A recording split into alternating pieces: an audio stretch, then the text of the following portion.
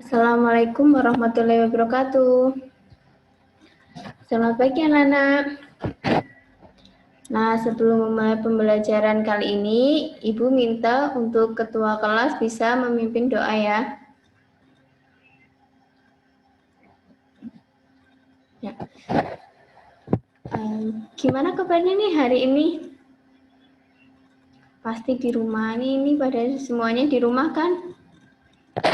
Nah, yang penting kita selalu patuhi social distancing, jaga kesehatan, dan jangan lupa cuci tangan dan gunakan masker. Ini sudah hadir semua kan, Ibu cek dulu ya. Nah, mungkin teman-temannya yang belum gabung di Zoom bisa di WA atau ditelepon dulu. Nah, kesempatan kali ini Ibu akan membahas tentang bakteri. Tetapi di sini Ibu akan tanya terlebih dahulu. Bentar.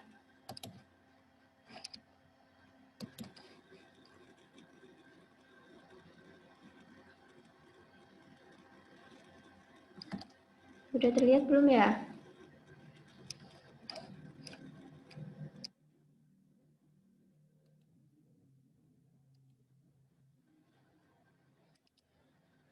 Bentar ya. Oke, di sini kita akan mempelajari tentang eubakteria. Nah, Ibu akan mau tanya terlebih dahulu, ini gambar apa ya anak-anak? Nah, ini adalah yogurt. Nah, yogurt ini, ada yang tahu nggak yogurt ini terbuat dari apa? Nah, yogurt ini terbuat dari susu yang mengental yang difermentasikan. Nah, yang dibantu oleh suatu bakteri. Nah, itu adalah pengantar terlebih dahulu untuk memulai ke eubakteria. Nah, Ibu mau tanya nih, kenapa sih kita harus belajar tentang bakteri?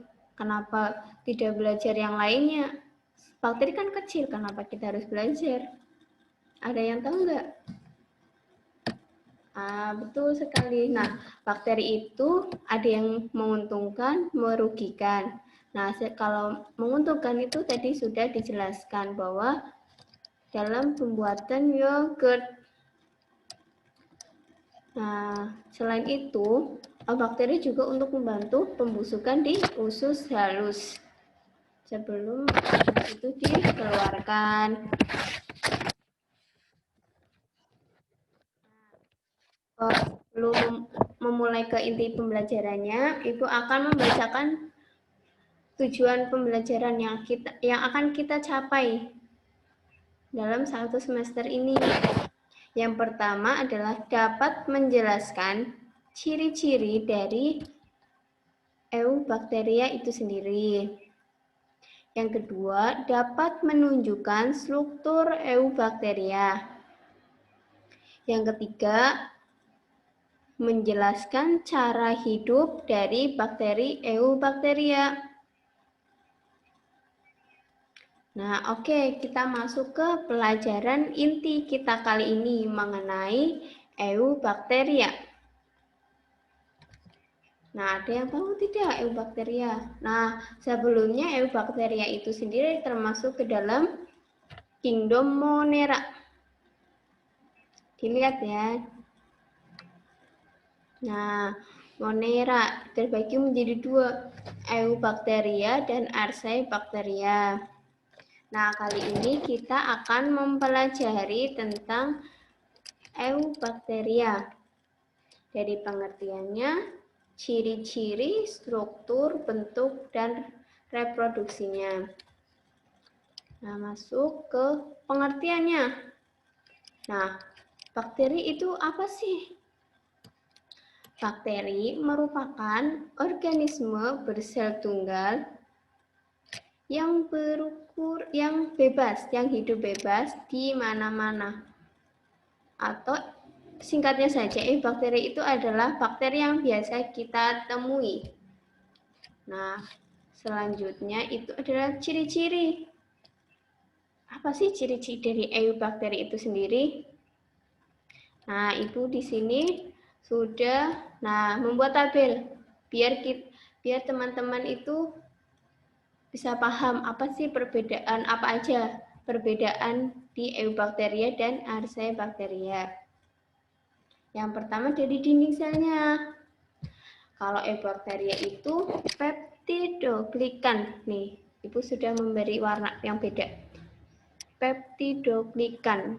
Sedangkan Archaebacteria itu apa sih? Tanpa peptidoglikan. Nah, yang kedua itu bisa dilihat ya dari membran plasmanya, kandungan membran plasmanya. Ada lipid, ikatan ester atau rantai karbon. Yang kedua itu sama, tapi di esternya itu, sedangkan Eubacteria itu tak bercabang. Sedangkan Archaebacteria itu adalah bercabang. Nah, yang ketiga adalah dari ribosomnya. Kalau Eubacteria itu di sini bisa dilihat bahwa satu jenis, sedangkan Archaebacteria itu adalah beberapa jenis. Yaitu intron atau tidak ada. Yang keempat, intron ada beberapa. Yang kelima, respon terhadap antibiotik streptomycin. Yang Archaebacteria itu sendiri adalah terhambat. Nah, ini adalah ciri-ciri dari Eubacteria dan Archaebacteria. Nah, sebentar Ibu akan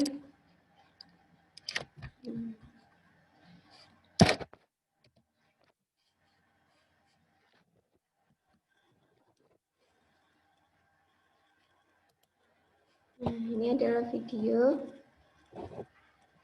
bakteri. Scientists can use a type of stimulus, such as a heat. Bentar, videonya belum muncul.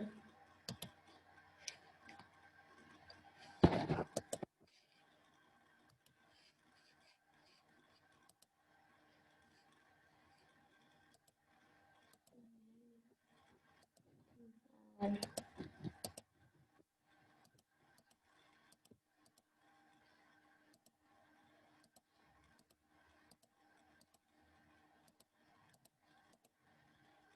ini.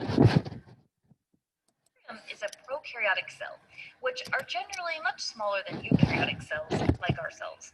If you recall from our video, that means bacteria do not have a nucleus or other membrane-bound organelles, but you will find ribosomes, cytoplasm, a cell membrane, and nearly all bacteria have a cell wall. Like all living organisms, bacteria have DNA. Bacterial DNA, while still double-stranded, is arranged in a circular shape. Depending on the species, bacteria can also have a flagellum to help with movement, a capsule which can help give them extra protection or attachment abilities, or pili which can help them with attaching to surfaces, including each other. Oh, and many bacterial species have a plasmid, which is basically like Dilihat ya extra DNA. baik-baik. More about that later. Bacteria have some intriguing abilities that are different from our human cells that we'd like to mention. Unlike body cells, which perform mitosis and cytokinesis to divide, bacteria generally multiply even faster in a process called binary fission. Binary fission is a type of asexual reproduction, when the bacteria can easily divide to make a copy of themselves. Since it is asexual reproduction, the daughter cells would be expected to be identical to the parent cells, unless there's a mutation. Some types of bacteria do have the ability to share genetic material with each other. Remember how we mentioned that bacteria can have a plasmid, an extra copy of DNA with usually just a few genes on it? Well, bacteria can share these plasmids with each other in a process known as conjugation. Nah, ini The adalah pili can be used reproduksinya. to share this genetic information with each other. If Konjugasi. the plasmid happens to have a gene that gives some degree of resistance to an antibiotic, this may allow the bacterium that received the plasmid to survive exposure to that antibiotic, which could be very problematic. You can learn more about how antibiotic resistance can develop over time in bacteria in our natural selection video. Bacteria can also pick up plasmids from their environment. Often when this happens, it's during a time of stress for the bacteria. In a process known as bacterial transformation, scientists can use a type of stimulus, such as a heat shock, to induce bacteria in a lab setting to pick up genetic material. There are all kinds of these uses for these genetically engineered bacteria that you can explore. Some types of bacteria can form endospores. Endospores allow bacteria to be survivors in all kinds of hostile environments. Lack of nutrients, freezing temperatures, drought, just some examples. This is a reason why hospitals have to be very good at sterilization processes. We won't go through the process of endosporulation or how bacteria reactivate after forming endospores, but this is definitely something interesting to explore. Finally, some types of bacteria. Ini adalah 3 domain dari kingdom Monera yang tadi. Ada bakteria, archaebacteria, dan eukarya. Along with other types of prokaryotes called archaea, can be extremophiles. Unlike our own cells, extremophiles can live in extreme environments where there may be excessive heat, chemicals that our cells would find toxic, Hidup or di even lingkungan radiation. ekstrim. Overall, we share this planet with so many kinds of bacteria that scientists continue to learn more about them every day. And if this kind of topic interests you, you may want to look into the study of microbiology. Sudah ya.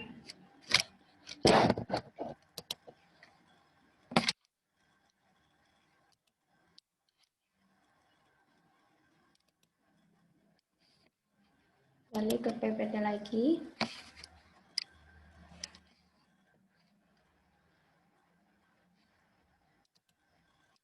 Bentar.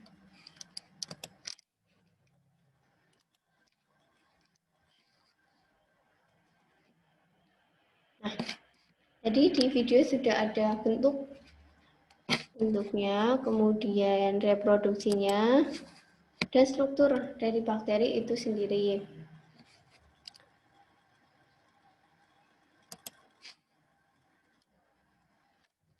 Nah, jadi ini ciri-cirinya. Kemudian, struktur dasar dari sel bakteri. Nah, coba Ibu minta ke teman-teman dijawab dulu. Dari struktur dasar sel bakteri itu, dari nomor 1 ke nomor 11 itu apa saja? Tunggu ya.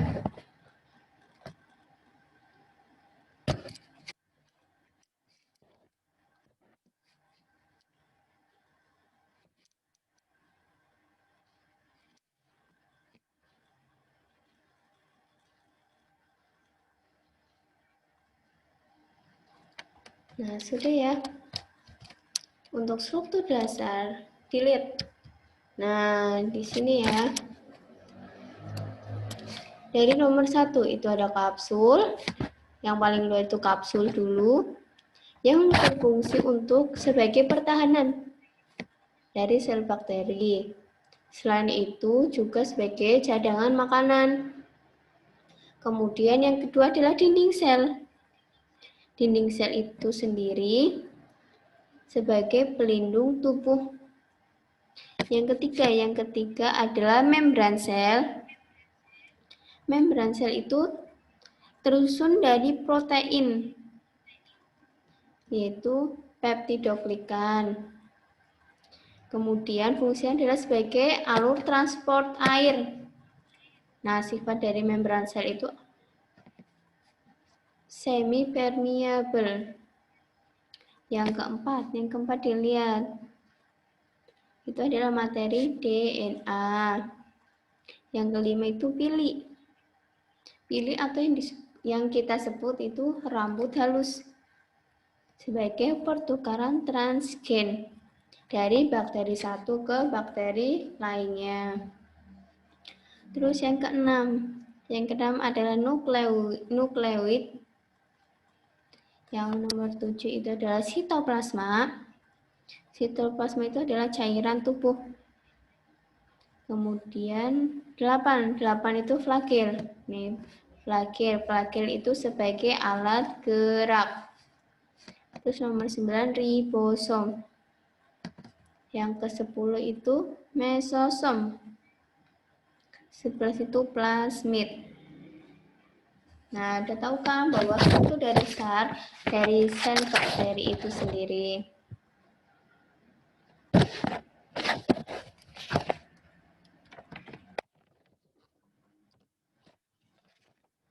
Nah, untuk bentuk bakteri.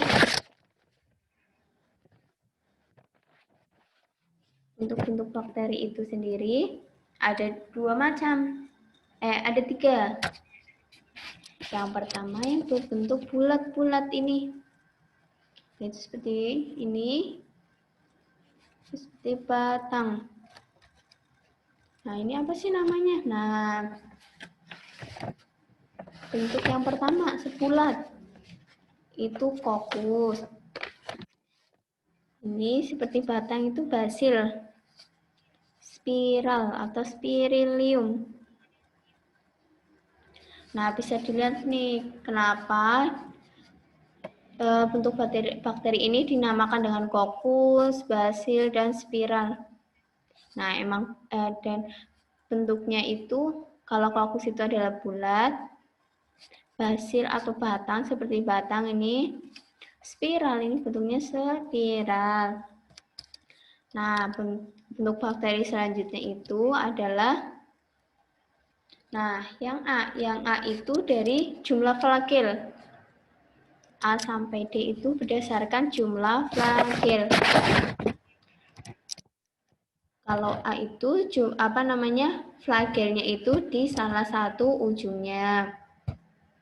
Itu hanya satu. Yang kedua masih di satu ujung. Tetapi jumlah flagelnya lebih dari satu. Kemudian yang ini, yang C. Itu kedua ujung memiliki flagel yang lebih dari satu. Kemudian yang terakhir itu seluruh permukaannya terdapat flagel atau alat gerak. Nah, apa sih nama-nama dari A sampai D?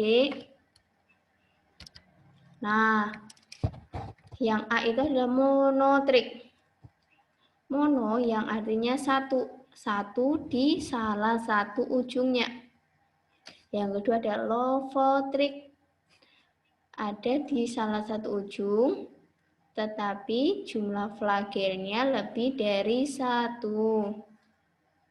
Sedangkan amfitrik itu flagelnya terdapat di kedua ujung dan jumlahnya lebih dari satu. Sedangkan peritrik itu terdapat di seluruh permukaan bakteri. Nah, jadi bentuk-bentuk bakteri itu ada yang berbentuk kokus, basil, spiral, dan berdasarkan jumlah flagel. Selanjutnya, reproduksi. Nah, reproduksi itu sendiri dibagi menjadi dua. Reproduksi seksual dan reproduksi aseksual. Sedangkan reproduksi seksual itu ada rekombinasi genetik atau pada bakteri. Nah, ada tiga. Yang pertama itu transformasi. Nah, transformasi ini akan membentuk DNA rekombinan. Nah, kalau kalian ingin tahu lebih detailnya, nanti Ibu akan mengirim file tentang buku yang kita pelajari.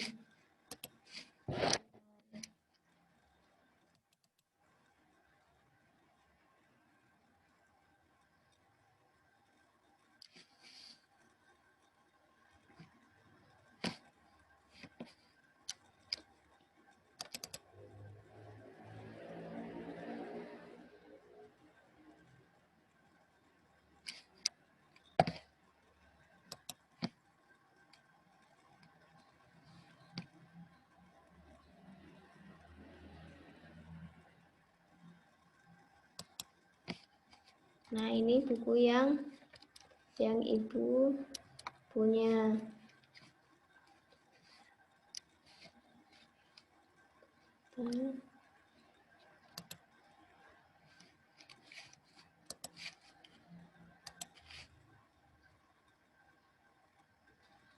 Nah, ini ada reproduksi.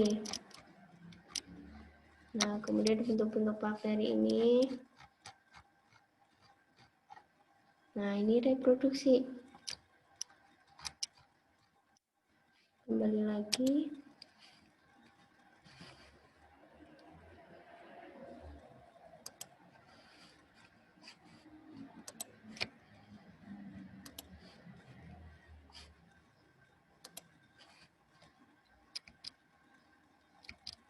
Nah, seksual. Jadi kita sudah tahu bahwa transformasi itu sendiri akan membentuk DNA rekombinan. Yang kedua itu adalah transduksi. Nah, transduksi ini akan dengan bantuan virus. Ini adalah virus akan menempel ke bakteri sehingga dapat mentransfer materi genetiknya. Prosesnya itu yang pertama, dilihat virus akan menempel ke bakteri A. Kemudian materi genetiknya diambil oleh virus. Nah, kemudian bakteri A itu sendiri akan lisis atau pecah.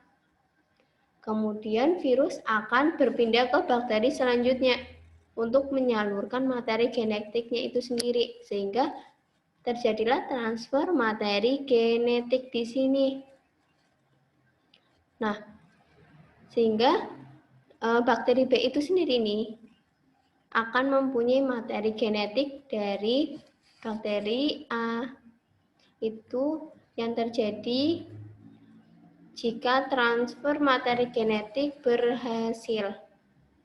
Nah, jika tidak berhasil, itu apa akibatnya? Jika bakteri keduanya itu akan lisis. Nah, bakteri pertama lisis, kemudian bakteri B-nya ini akan lisis, yang mengakibatkan transduksinya itu akan tidak terjadi atau gagal. Sehingga jika berhasil, maka bakteri yang akan lisis, nah bakteri B itu akan tetap berkembang biak. Nah, yang selanjutnya adalah konjugasi. Nah, konjugasi itu adalah membutuhkan pilih. Tadi pilih apa sebagai fungsinya apa? Nah, fungsi dari pilih itu sendiri adalah sebagai transfer materi genetik dari bakteri satu ke bakteri lainnya, sehingga terjadi transfer materi genetik. Nah, kita ulang lagi ya, bahwa reproduksi seksual itu ada 3. Yang pertama, transformasi yang membentuk DNA rekombinan. Yang kedua, transduksi dengan bantuan virus. Serta konjugasi dengan struktur dasarnya, yaitu pilih dari transfer materi genetik bakteri 1 ke bakteri kedua. Nah, udah paham ya? Nah, selanjutnya itu adalah reproduksi aseksual. Nah, pada reproduksi aseksual itu sendiri itu hanya satu, dengan pembelahan biner. Nah, ini adalah pembelahan biner.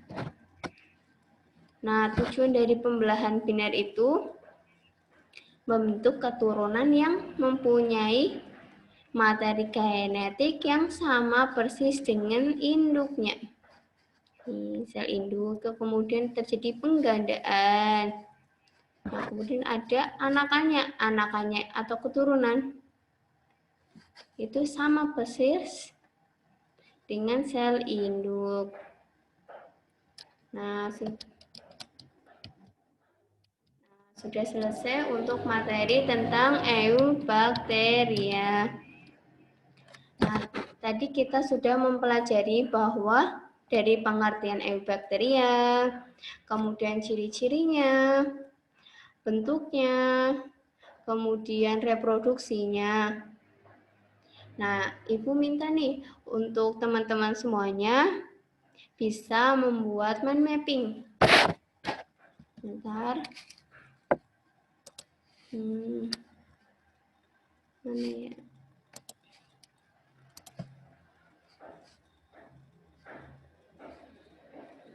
Nah, sudah terlihat belum ya?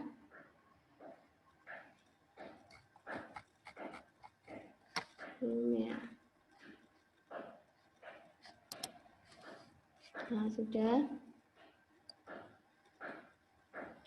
Nah, ini tugas nih. Tadi dari video dan PPT kita buat mind mapping.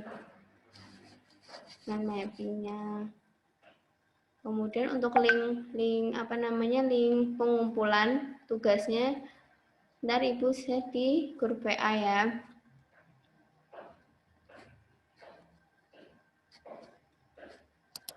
Untuk materi kali ini sudah selesai sampai sini. Jangan lupa dibaca-baca lagi tentang eubakteria. Tugasnya jangan lupa dikerjakan. Sebentar.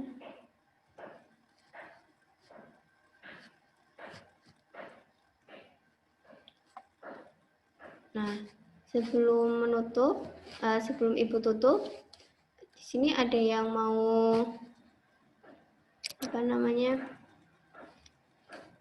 menyimpulkan materi kita kali ini tuh membahas apa sih?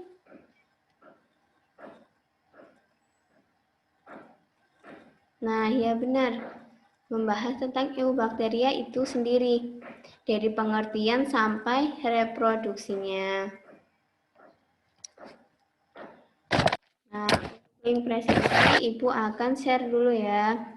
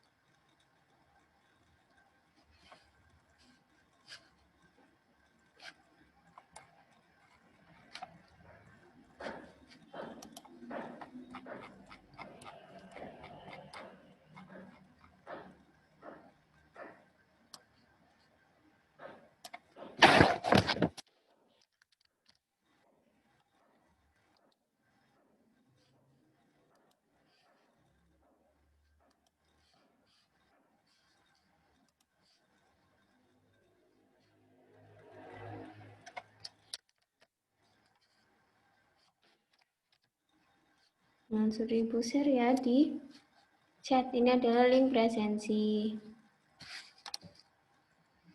Nah, itu adalah penyampaian dari Ibu tentang materi eubakteria. Nah, untuk materi selanjutnya itu adalah pemanfaatan bakteri. Mungkin bisa dibaca-baca dulu di buku yang tadi Ibu share.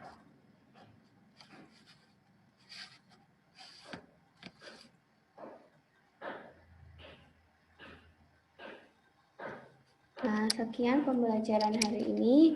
Apabila Ibu ada salah, mohon maaf. Wassalamualaikum warahmatullahi wabarakatuh.